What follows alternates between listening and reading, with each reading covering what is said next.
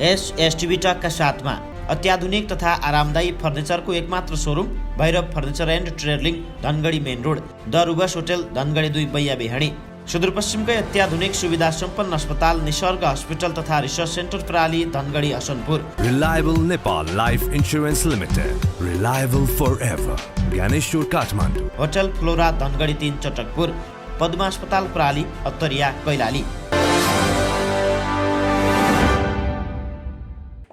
नमस्कार, एसटीभी टकमा स्वागत छ। दर्शक महानुभावहरू, हामी एसटीभी टकमा समसामयिक विषयमा केन्द्रित रहेर कुराकानी बहस गर्ने गर्दछौँ। अहिले देशमा राजनीतिक माहौल तातेको छ। सत्तारूढ नेपाल कम्युनिस्ट पार्टी दुई खेमामा विभाजित भएसँगै एक खेमा सडक सङ्घर्षका कार्यक्रममा छ भने अर्को खेमा सरकारमा छ। सत्तामा रहेको केपी शर्मा ओली नेतृत्वले आफूलाई पार्टीकै नेताहरूले काम गर्न नदिएको भन्दै संसद विघटन गरेर जनतामाझ जाने घोषणा गरेको छ भनेपछि प्रचण्ड नेपाल समूहले प्रधानमन्त्रीले असंवैधानिक कदम चालेको भन्दै सडक सङ्घर्षका कार्यक्रम पनि घोषणा गरेको छ, सडकमा गइरहेको छ। आजभोलि हामी यही विषयमा केन्द्रित रहेर कुराकानी गरिरहेका छौँ। देशको समग्र राजनीतिक परिवेश र विकास निर्माणका क्षेत्रमा के कस्तो अवस्था, कस्तो परिवर्तन भइरहेको छ, यो विषयमा आज हामी कुराकानी गर्नेछौँ। आज हामीसँग हुनुहुन्छ नेपाल कम्युनिस्ट पार्टी नेकपाका युवा नेता, सुदूरपश्चिम प्रदेश कमिटी सदस्य तथा बैतडीको पाटन नगरपालिकाका प्रवक्ता तथा वडा नम्बर 9 का वडाध्यक्ष लोकेन्द्र भण्डारी। उहाँसँग हालसम्म उहाँले निर्वाचित भएर आइसकेपछि भइरहेका उहाँको क्षेत्रमा भएका विकास निर्माणका काम र वर्तमान राजनीतिक परिवेशमा रहेर कुराकानी गर्नेछौँ। अध्यक्ष, स्वागत छ। देशमा राजनीतिक माहौल तातेको छ, तपाईँको नि दौडधुप यसमा बढेको छ होला, केमा व्यस्त हुनुहुन्छ आजभोलि? स्वाभाविक रूपमा अहिले अब वर्तमान परिस्थिति नेपालको राजनीतिक अवस्था आम विश्व जगतलाई थाहा भएको परिस्थिति हो। देश अहिले एउटा राजनीतिक सङ्कटको अवस्थामा छ। यो अवस्थामा चाहिँ राष्ट्रिय राजनीतिसँग जोडिएका र स्वाधीनताको सवालमा, स्वतन्त्रताको सवालमा र राष्ट्रलाई एउटा सार्वभौम जसरी चाहिँ सम्माननीय प्रधानमन्त्री केपी शर्मा ओलीले भौगोलिक हिसाबले अथवा जनसङ्ख्याका हिसाबले थोरै सानो भए तापनि तर इमानका हिसाबले अथवा चाहिँ इज्जतका हिसाबले र प्रतिष्ठाका हिसाबले चाहिँ यो कुनै अन्य मुलुकभन्दा सानो छैन भन्ने खालको एउटा जो सन्देश चाहिँ विश्वव्यापी रूपमा चाहिँ अहिले चिनाएको छ, देखाएको छ। अहिले मूल रूपमा चाहिँ राष्ट्रिय राजनीतिलाई यही आधारमा अगाडि बढाउने एउटा मुख्य रूपमा चुनौती छ। वास्तवमा अहिले विगतमा धेरै प्रधानमन्त्रीहरू आए, धेरै सरकारहरू आए र राष्ट्रियताको सवालमा खास गरिकन चाहे सीमा सुरक्षाको सवाल होला अथवा चाहिँ मिचिएको सीमाको सवाल होला अथवा चाहिँ स्वतन्त्रताको सवालमा र स्वाभिमान, जसरी चाहिँ एउटा नेपाल राष्ट्र एउटा छुट्टै कसैको चाहिँ दबावमा अथवा चाहिँ कसैभन्दा मैले अघि पनि भने कि भूगोलको हिसाबले अथवा जनसङ्ख्याको हिसाबले सानो भए तापनि यसको चाहिँ महत्त्व अथवा चाहिँ अरू राष्ट्रको जुन प्रकारको चाहिँ एउटा विश्व जगतमा चाहिँ पहिचान छ, त्यो आधारको पहिचान चाहिँ नेपालको पनि छ है भन्ने खालले चाहिँ जुन अहिले सम्माननीय प्रधानमन्त्रीज्यूले चाहिँ विश्व जगतलाई नै चिनाएको छ। अहिले मुख्य चुनौती भनेको चाहिँ यही विषय हो। मूलभूत रूपमा चाहिँ राष्ट्रिय रूपमा देखिएका चाहिँ राजनीतिक रूपमा चाहिँ अघि तपाईँले भने जस्तै नेपालको प्रमुख शक्तिको रूपमा नेपाल कम्युनिस्ट पार्टी जो अहिले चाहिँ दुईटा विभाजनको रूपमा चाहिँ देखिएको छ, यो एउटा विषय रह्यो र अरू चाहिँ अन्तर्राष्ट्रिय जगतमा चाहिँ वास्तवमा यसको चाहिँ औचित्यता के हुने अथवा नेपाल राष्ट्रको औचित्यता के रहने भन्ने खालको विषय रहेको हुँदा अहिले चाहिँ हामी यो समसामयिक राजनीतिक परिस्थितिमा चाहिँ यही मूलमा अहिले हिजो मात्रै म काठमाडौँबाट फर्केको छु। सम्माननीय प्रधानमन्त्रीज्यूको समर्थनमा माघ 23 गते एउटा विशाल सभा चाहिँ काठमाडौँमा आयोजना गरिएको थियो। त्यो सभामा पुगेर त्यो सभालाई समर्थन जनाएर म हिजो मात्रै यता सुदूरपश्चिम प्रदेश राजधानी धनगढी पुगेको छु र समग्रमा अहिले चाहिँ यही परिवेशमा चाहिँ राजनीतिक घटनाक्रमसँग जोडिएर चाहिँ घटनाक्रमहरूसँग म नजिक रहेर चाहिँ निहालिरहेको छु। तपाईँले भने जस्तै प्रधानमन्त्री केपी शर्मा ओलीले अन्तर्राष्ट्रिय क्षेत्रमा होस् आफ्नो देशको स्वाधीनताको पक्षमा जसरी उभिनुभयो, अडिक रहनुभयो, त्यो अनुसारले उहाँको हाइट राम्रै बढिरहेको थियो, उहाँको पक्षमा जनता राम्रै तरिकाले उर्लिरहेको थियो भनौँ। जसरी उहाँको त्यो स्पिड थियो, त्यो स्पिडमा अब उहाँले पछिल्लो समय भनिराख्नु भएको छ त आफ्नै पार्टीबाट त्यो सहयोग भएन भनेर, तर एक्कासी यो संसद नै विघटन गर्नुपर्ने भन्दा उहाँले त्यो छोडेर ल अरूले नै प्रधानमन्त्री हुन चाहेको भए उहाँले बाहिर बसेर अर्कोलाई काम गर्न दिएको भए पनि हुन्थ्यो कि भन्ने पनि चर्चा हुन थाल्यो नि त। मुख्य कुरा यसमा हामीले के बुझौँ भने हामीले 2074 सालको निर्वाचनमा हामी वाम गठबन्धनको रूपमा चाहिँ हामीले एउटा एकता गरेर चाहिँ जसरी जनताको माझमा गएका थियौँ त्यति बेला हामीले सम्माननीय प्रधानमन्त्री केपी शर्मा ओलीको नाममा चाहिँ हामीले भोट मागेका थियौँ। यो कुरा तितो सत्य सबैमा आम नागरिकमा चाहिँ थाहा भएकै कुरा हो। हामीले भोट माग्दाखेरि 60-40 जसरी 60% चाहिँ तत्कालीन नेकपा एमाले र 40% माओवादी केन्द्रको चाहिँ हामीले त्यो निर्वाचन क्षेत्रहरूमा चाहिँ उम्मेदवारहरूलाई चाहिँ तय गरेर हामी चुनावमा गइरहँदाखेरि हामीले त्यति बेला चाहिँ जगजाहेर भएकै विश्व जगतलाई जगजाहेर भएकै कुरा हो अबको प्रधानमन्त्री केपी शर्मा ओली। किनकि सम्माननीय प्रधानमन्त्री केपी शर्मा ओलीले 9 महिनाको जुन कार्यकालमा एउटा देखाएका सपनाहरू थिए, देशलाई समृद्धिको दिशातर्फ लैजाने उहाँका जो भिजनहरू थिए, सुखी नेपाली समृद्ध नेपालको जो एउटा भिजन छ त्यो भिजनलाई चाहिँ सार्थकतामा पुगाउनको लागि चाहिँ अब केपी ओलीलाई चाहिँ यदि नेतृत्वमा ल्याउने हो भनेपछि केही गर्न सकिन्छ कि भन्ने आम नागरिकमा पनि भइआएको एउटा विश्वास हो। र त्यो विश्वास सँगसँगै हामीले चाहिँ नेकपा माओवादी केन्द्रसँग पनि त्यो त्यति बेलाको वाम गठबन्धन हामीले चाहिँ गरिसकेपछि हामी जनतामा त्यही आधारले गयौँ र जनतामा गइसकेपछि स्वाभाविक रूपमा 2/3 नजिकमा चाहिँ नेपाल कम्युनिस्ट पार्टीले चाहिँ मत पनि प्राप्त गर्यो र त्यति बेला नेपाल कम्युनिस्ट पार्टी एमाले चाहिँ हेर्ने हो भने हामीले 33 लाख मत चाहिँ सबैभन्दा पहिलो शक्तिको रूपमा हामी स्थापित भयौँ र त्यो स्थापित हुँदाखेरि सम्माननीय प्रधानमन्त्री केपी शर्मा ओलीकै नेतृत्वका कारणले हामी पहिलो पार्टी स्थापित भएका हौँ। चाहे हामी स्थानीय तहको निर्वाचनमा सिङ्गल नेकपा एमाले तत्कालीन नेकपा एमालेबाट निर्वाचित भएका स्थानीय तहहरू हेर्ने हो भने पनि हामी पहिलो शक्तिको रूपमा स्थापित भयौँ र त्यसपछि चाहिँ जुन हामीले प्रतिनिधि सभाको निर्वाचनको सन्दर्भमा 60-40 गरिरहँदा पनि फेरि त्यसमा पनि पहिलो शक्तिको रूपमा एमाले नै प्राप्त गर्यो र एमाले प्राप्त गरिसकेपछि सम्माननीय प्रधानमन्त्री केपी शर्मा ओलीले वास्तविक उहाँ चाहिँ एउटा दूरदर्शी नेता हो। अहिले चाहिँ विभिन्न राजनीतिक परिस्थितिमा पनि एसियाकै एउटा उत्कृष्ट नेताको रूपमा पनि परिभाषित गर्ने गरिएको छ। यो किन परिभाषित गरिएको हो भन्दाखेरि उहाँमा एउटा दूरदर्शिता छ, उहाँमा भिजन छ। त्यो भिजनका कारणले राज्यलाई कसरी सञ्चालन गर्ने अथवा चाहिँ यो मोडेल कुन मोडेलमा चाहिँ विकास गर्ने भन्ने एक खालको चाहिँ भिजन भइसकेपछि वास्तवमा चाहिँ केपी शर्मा ओली एउटा युग पुरुषको रूपमा चाहिँ सबै आम नागरिकले बुझिसकेपछि त्यो आधारले चाहिँ एउटा सरकारको समीकरण बनाउनु पर्ने उहाँले एउटा परिस्थिति सिर्जना गर्यो। त्यो परिस्थिति भनेको नेपाल कम्युनिस्ट पार्टी माओवादी केन्द्रसँग अब चाहिँ हामीले चाहिँ यो एकता त्यति बेलाको चाहिँ वाम गठबन्धनलाई मात्रै सीमित राखेर हुँदैन। अब विश्व जगतमा चाहिँ कम्युनिस्ट लोप हुँदै गएको अवस्थामा नेपालमा यो भनौँ न अविकसित मुलुकमा पनि कम्युनिस्टको एउटा चाहिँ उकालो लाग्दो भनौँ न एक खालको चाहिँ यो उचाइले अब चाहिँ कम्तीमा चाहिँ नेपाललाई विकसित मुलुकमा चाहिँ हामीले परिणत गर्न सकिन्छ र विकसित मुलुकमा परिणत गर्नको लागि स्थायी सरकारको रूपमा स्थायित्व चाहिन्छ। कम्तीमा 5 वर्ष चाहिँ एकै व्यक्तिले अथवा चाहिँ एउटा विचारले चाहिँ नेतृत्व गर्नुपर्छ भन्ने खालको त्यो उहाँमा चाहिँ विचार आइसकेपछि उहाँले चाहिँ नेपाल कम्युनिस्ट पार्टी माओवादी केन्द्रसँग एकता गर्नको लागि चाहिँ एक खालको प्रक्रिया अगाडि बढाएर हामी एकतामा गयौँ र एकतामा गइसकेपछि त्यो एकताको मूल मर्म पनि के थियो भन्दाखेरि स्थायी सरकार स्थायित्व जुन एक खालको चाहिँ अहिले 6 महिनामा 9 महिनामा चाहिँ सरकारलाई फेर्ने एक खालको राष्ट्रिय अन्तर्राष्ट्रिय रूपमा पनि एउटा चलखेल अथवा चाहिँ घुसपेटका कारणले गर्दाखेरि 9 महिनामा 6 महिनामा सरकार फेर्ने प्रधानमन्त्री फेर्ने यी परिपाटीको चाहिँ अन्त्य गर्नको लागि वास्तवमा वाम घटक चाहिँ एक ठाउँमा हुनुपर्छ भन्ने खालको मूलभूत उद्देश्यका रूपमा चाहिँ माओवादीलाई पनि एकताबद्ध रूपमा चाहिँ अगाडि बढाउन अहम भूमिका सम्माननीय प्रधानमन्त्रीज्यूले गर्नुभयो र त्यति बेला चाहिँ माओवादी केन्द्रका अध्यक्ष प्रचण्डले पनि स्वाभाविक रूपमा सम्माननीय प्रधानमन्त्री केपी शर्मा ओलीलाई स्वीकारेर किनकि उहाँ चाहिँ नेकपा एमालेमा विलय भएको कुरा यो इतिहासले चाहिँ देखाउने कुरा छ र आम पब्लिकले आम नागरिकले पनि बुझेको कुरा छ र माओवादीको स्थिति कहाँ हुन्थ्यो त्यो परिवेशलाई आउँदाखेरि सम्माननीय प्रधानमन्त्रीज्यूले नेतृत्व गर्यो र अब कुरा कहाँनिर आयो भने अब तपाईँले भने जस्तै वास्तवमा अहिले उठेको कुरा यदि सम्माननीय प्रधानमन्त्रीले राजीनामा दिएर जसरी चाहिँ कुराहरू उठेका छन् अरूलाई चाहिँ नेतृत्व दिएको भए के हुन्थ्यो। स्वाभाविक रूपमा यी कुराहरू अहिले बजारमा एक तहबाट हेर्ने हो भने अहिले विभिन्न तहबाट चाहिँ प्रतिगमन भयो भनिराखेको अवस्था छ अनि विभिन्न तहमा चाहिँ आन्दोलन भइराखेको परिस्थिति छ र त्यो परिस्थितिलाई हेर्ने हो भने हिजो चाहिँ अहिले जो चाहिँ हामी यहाँ छौँ भनेर जो सडकमा आएका प्रधानमन्त्रीहरू छन् उहाँहरूको नेतृत्वमा सरकार गएको अथवा सरकार भएकै अवस्था हो तर तिनीहरूले गरेको नेतृत्वको सरकारले आखिर के गर्यो त्यति बेला के भारतले चाहिँ नेपालको भनौँ न लिम्पियाधुरा, कालापानी, लिपुलेक चाहिँ मिचिएको थिएन र, अथवा चाहिँ अरू मुद्दाहरूमा चाहिँ अरू सुस्ताका कुराहरू गरौँ अथवा राष्ट्रियताका सवालमा, स्वाधीनताका सवालमा यदि त्यो कुराहरू त्यति बेला थिएनन् र, तर सम्माननीय प्रधानमन्त्री केपी शर्मा ओलीले यो एउटा दम्भका साथ, एउटा गर्वका साथ, एउटा ऐतिहासिक रूपमा चाहिँ त्यो भारतलाई चुनौती दिने गरी अथवा चाहिँ एउटा विश्व जगतलाई चुनौती दिने गरी त्यो भूमि लिपुलेक, लिम्पियाधुरा, कालापानी हाम्रो भूमि हो, यो भूमिलाई चाहिँ हामी लिएर छोड्छौँ भनेर पहिलोचोटि चाहिँ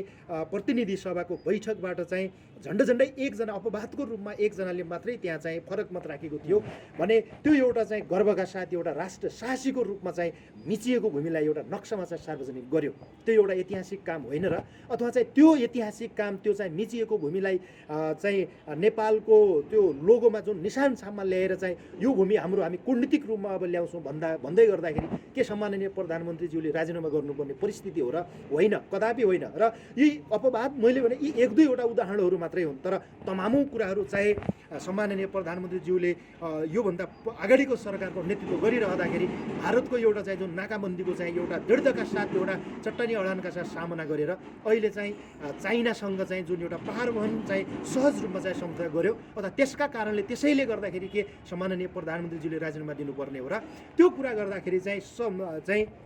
पार्टीबाटै चाहिँ जो हिजो नेतृत्वमा थिए उहाँहरू चाहिँ विदेशी दलालहरू भन्नु म सहज रूपमा चाहिँ भन्न सक्छु, किनकि उहाँहरू भारतीय अथवा चाहिँ अरू विदेशी चाहिँ विभिन्न इसारामा चल्ने गर्दाखेरि यो राष्ट्रिय सरकार, यो चाहिँ जनताको सरकारलाई कसरी चाहिँ, किनकि उहाँहरूका स्वार्थपूर्तिहरू भएनन्, किनकि माधव नेपालले चाहिँ पार्टी अध्यक्ष हुनैपर्ने, प्रचण्डले चाहिँ प्रधानमन्त्री हुनैपर्ने, अथवा चाहिँ त्यो भारतको इसारा अथवा चाहिँ विदेशी इसारामा चाहिँ जबसम्म विदेशीका चाहिँ ती स्वार्थपूर्ति भएनन्, उहाँहरू चाहिँ त्यसरी चाहिँ बेचिएर चाहिँ अस्तिको जुलुसमा पनि तपाईँले देख्नुभयो त्यहाँ बिचमा चाहिँ भारतको झन्डाहरू सहज रूपमा हामीले देख्यौँ। तर त्यो आखिर कारण के हो त भन्दाखेरि अहिले चाहिँ नेपालमा स्थिर सरकार, स्थिर राजनीति, स्थायित्व चाहिँ नचाहनेहरूले चाहिँ यो सरकारलाई हटाउनुपर्छ अथवा यो सरकारको परिवर्तन गर्नुपर्छ भन्ने मूल मुद्दा रहेको हुँदा सम्माननीय प्रधानमन्त्रीज्यूलाई दृढताका साथ आँट राखेर बरु म नेपाली जनतामा जान्छु, म जनताको अदालतमा जान्छु, तर चाहिँ म गलत ठाउँमा चाहिँ देश दिन चाहँदैन, गलत व्यक्तिकोलाई चाहिँ म देशको साँचो सुम्पिन सक्दिनँ म, तर जनताको अदालतमा जान्छु, किनकि हिजो पनि म जनताबाटै निर्वाचित भएर जनतासँग मत मागेर राष्ट्रियताको सवालमा, चाहे विकास निर्माणको सवालमा अथवा समृद्धिको दिशा,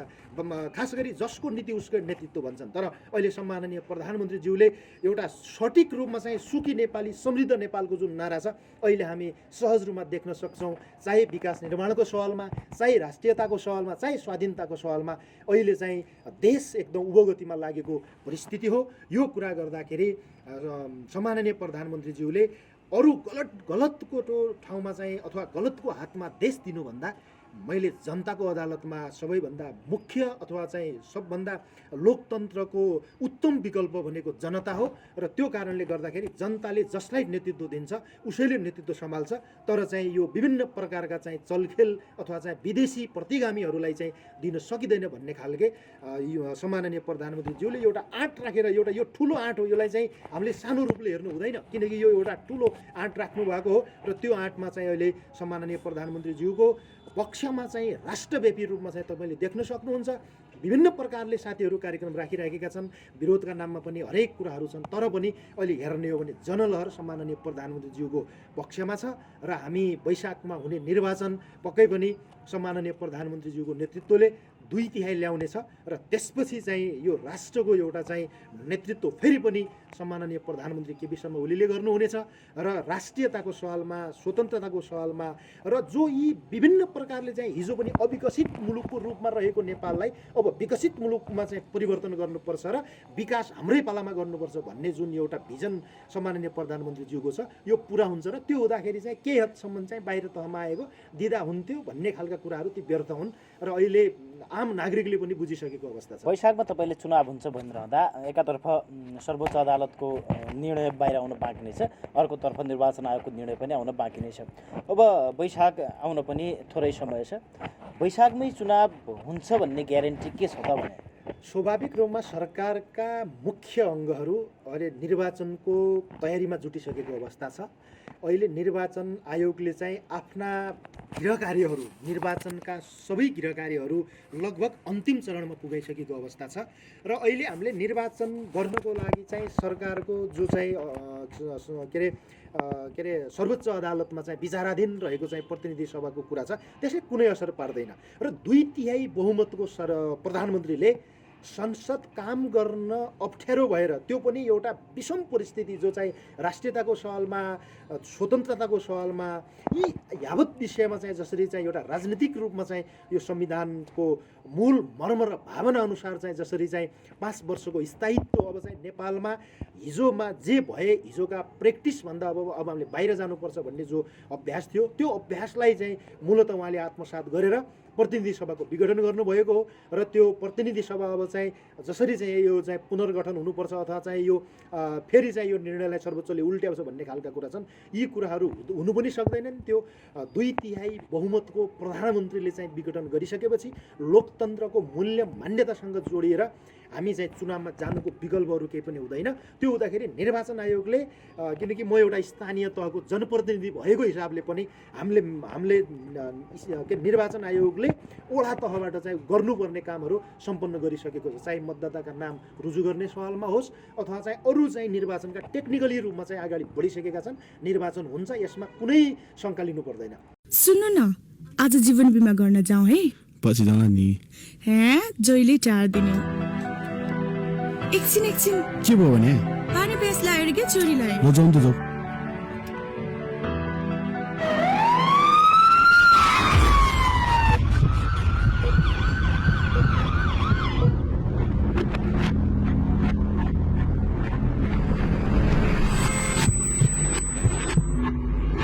बजाऊ पहिला रिलायबल जाउँ किन जीवन बिमा गर्न के भयो आज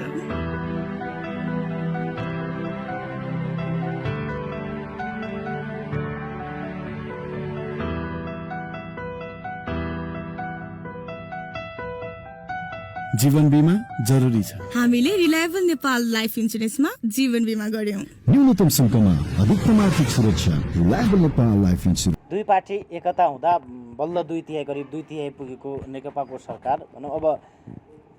एक पार्टीबाट पनि अब पूर्व एमालेको पनि एक भाग पूर्व माओवादी सहित एक छन् अब पूर्व एमालेको आधा भाग मात्रै केपी शर्मा ओलीतर्फ छ अब कसरी 2/3 ल्याउन सकिन्छ विभिन्न सभामा पनि तपाईँहरूभन्दा बढी जनता उतारेको भन्ने दाबी प्रचण्ड नेपाल समूहले गरिरहेका छन् अब कसरी आकलन गर्न सकिन्छ 2/3 ल्याउने कि भोलिका दिन दुईटै अब त्यही दुई खेमाकै फाइदा नेपाली कांग्रेसले निकाल्ने भन्ने। अब मुख्य कुरा कहाँनिर हो भने 1-2 मान्छे अथवा चाहिँ यताउति जानु त्यसले धेरै महत्त्व राख्दैन तर मुख्य कुरा के हो भने राष्ट्रिय राजनीति र राष्ट्रप्रतिको जुन एउटा एजेन्डाको सँग छ राष्ट्रियताको सवालमा यो देशको समृद्धिको सवालमा र अहिले आज मात्रै सम्माननीय प्रधानमन्त्रीज्यूले 3 वर्ष नेतृत्व पुरा गरेको अवसर पारेर सिंहदरबारबाट चाहिँ सरकारका काम कारवाहीको विषयमा 3 वर्षको प्रगति प्रतिवेदन पनि सार्वजनिक गरेको छ र अरू त्योभन्दा बाहेक अरू सवालमा पनि 3 वर्षको कार्यकालमा हामी एउटा सामान्य रूपमा चाहिँ वडा तहमा जाउँ वडा तहबाट हेर्ने हो भने हिजो खानेपानी नभएको ठाउँमा सिँचाइ नभएको ठाउँमा विद्यालयको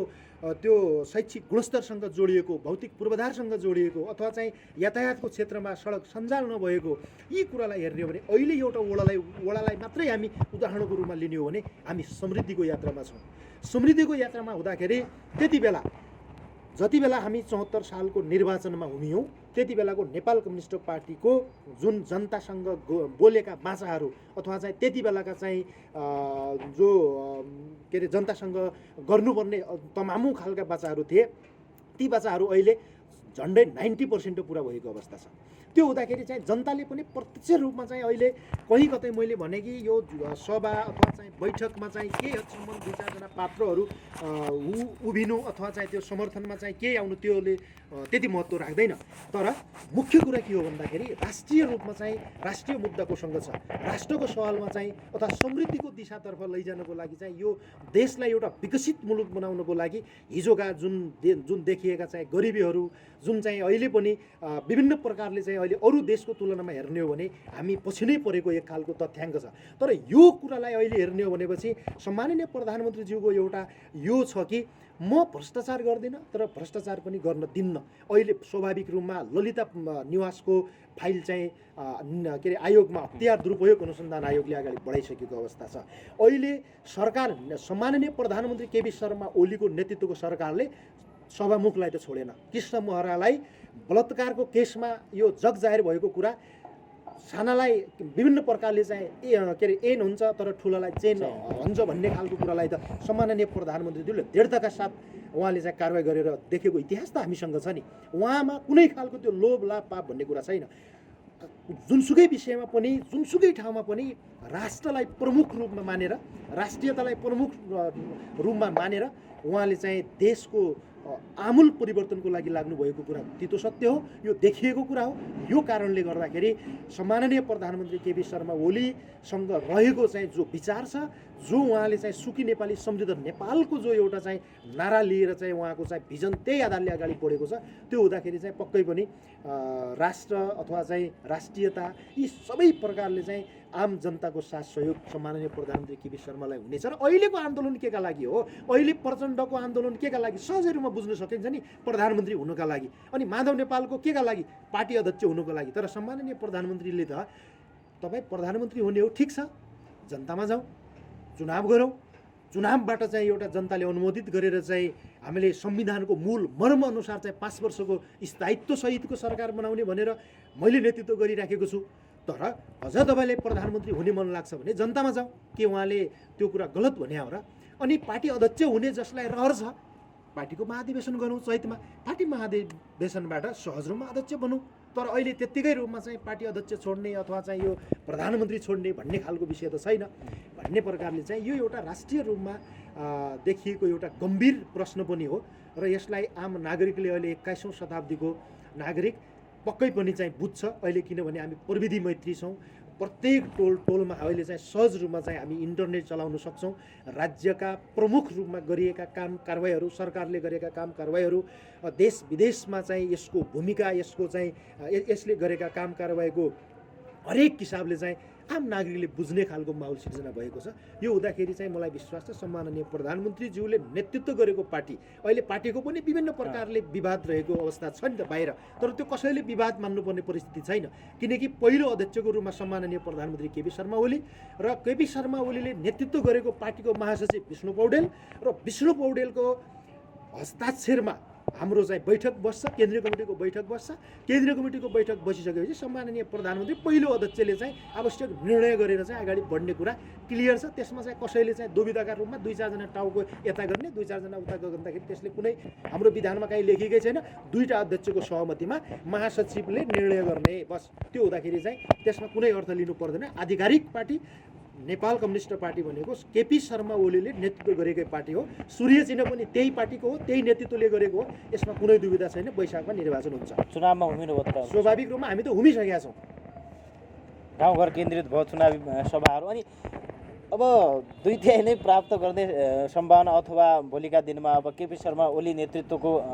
भनौँ उम्मेदवारहरूले जित्ने सम्भावना कति क्षेत्रमा कस्तो, यो आकलन गर्दाखेरि के मैले अघि पनि तपाईँलाई भने अहिलेको हाम्रो आकलन भनेको के हो भने मूल मुद्दा के हो, मूल मुद्दा कोसित छ। अहिले कसैले पत्तका लागि पत्याउने कुरा, त्यो मैले सानो उदाहरण के दिएँ भने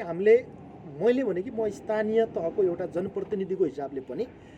म सङ्घीय सरकारले जे चाहिँ आफ्ना कार्यक्रमहरू, आफ्ना विचार, आफ्ना चाहिँ अरू सिद्धान्तहरू जे चाहिँ तल फलो गर्न चाहन्छ त्यो फलो गर्ने ठाउँमा हामी पनि छौँ। त्यो हुँदाखेरि प्रत्येक नागरिकसँग हामी टच भएका छौँ, किनकि जनताको आधारभूत सरकारको रूपमा स्थानीय सरकार, त्यसमा पनि वडा केन्द्र रहेको हुँदाखेरि त्यहाँको जनताको भावना, त्यहाँको मूल मर्म के हो भन्दाखेरि सम्माननीय प्रधानमन्त्री केपी शर्मा ओलीले अझै 5 वर्ष नेतृत्व यदि गर्न पाएको भए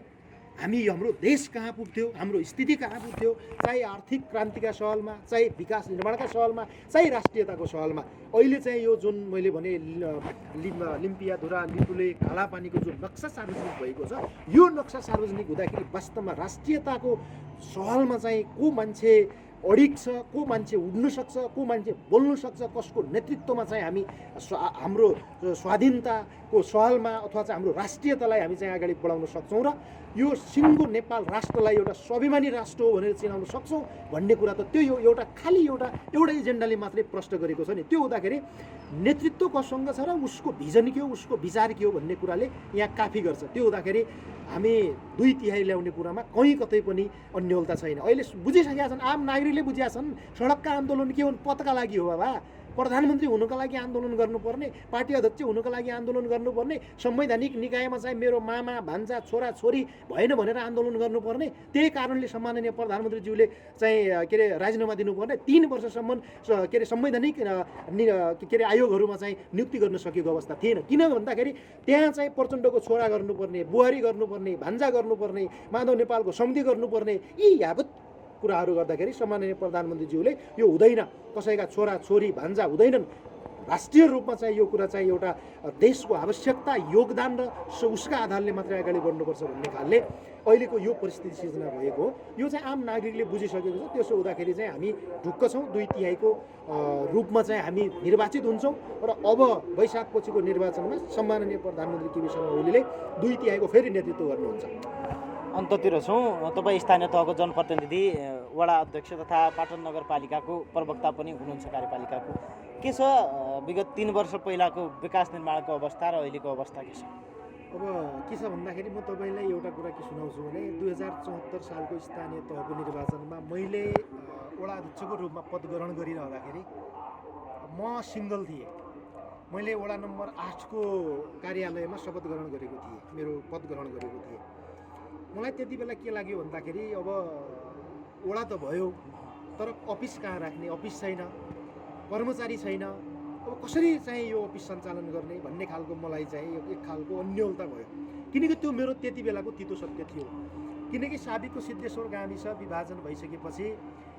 8 नम्बर वडामा सबै संरचनाहरू परे, चाहे प्रहरी चौकीको सवालमा, चाहे स्वास्थ्य चौकी, चाहे वडा केन्द्र, चाहे अरू स्ट्रक्चरल हिसाबले हेर्ने हो भने म चाहिँ 0 युनिटमा रहेँ र 0 युनिटमा रहँदाखेरि मैले झन्डै 2.5 वर्ष चाहिँ वडा नम्बर 8 मा नै मैले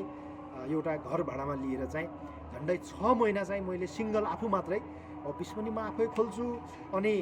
स्थानीय पञ्जीका अधिकारीको काम गर्नको लागि चाहिँ वडा नम्बर 8 को सचिवलाई जिम्मा दिएको छ। त्योभन्दा बाहेकको चाहिँ म आफै स्वयं वडा अध्यक्षले कार्यालय सहयोगी भने पनि मै, वडा अध्यक्ष भने पनि मै, सचिव भने पनि मै, एक खालको त्यो परिस्थिति मसँग थियो र त्यो परिस्थितिबाट मैले अगाडि बढ्दाखेरि एउटा कठिन परिस्थिति थियो र मैले त्यसलाई एउटा चुनौतीलाई एउटा अवसरको रूपमा पनि लिनुपर्छ भन्ने मैले सङ्कल्प गरेको थिएँ र त्यो सङ्कल्पसँगै अहिले मेरो वडामा एउटा सुविधा सम्पन्न प्रशासकीय भवनको निर्माण कार्य सम्पन्न गरेर सेवा सञ्चालन गरेको छु। 0 युनिटको रूपमा रहेको चाहिँ जहाँ स्वास्थ्य चौकी थिएन, नेपाल सरकारको केन्द्र सरकारबाट चाहिँ अहिले स्वास्थ्य चौकीको भवन समुद्घाटन गरिसकेको छु, दरबन्दी क्रिएट गरिसकेको छु। त्यो भन्दाखेरि प्रत्येक गाउँ टोलहरूमा चाहिँ सडक सञ्जालहरू थिएनन्, अहिले प्रत्येक टोलमा चाहिँ सडक सञ्जाल विस्तार भएको छ। अनि सबै अँध्यारो बस्तीहरू थियो, 1-2 टोल बाहेक अरू सबै अँध्यारा बस्तीहरू थिए। अहिले चाहिँ पहिलो वडाको निर्णयबाटै मैले के गरेको थिएँ भने अँध्यारो मुक्त वडा घोषणा गर्नुपर्छ भन्ने खालको गरिसकेपछि अहिले मैले प्रत्येक टोलमा चाहिँ विद्युतीकरणको कार्य सम्पन्न गरिसकेको छु र एक घर एक धुरीको नारा थियो मेरो, त्यो मैले पूर्ण रूपमा चाहिँ कार्यान्वयन गर्न सफल भएको छु। अहिले सहज रूपमा जुनसुकै टोलमा गए पनि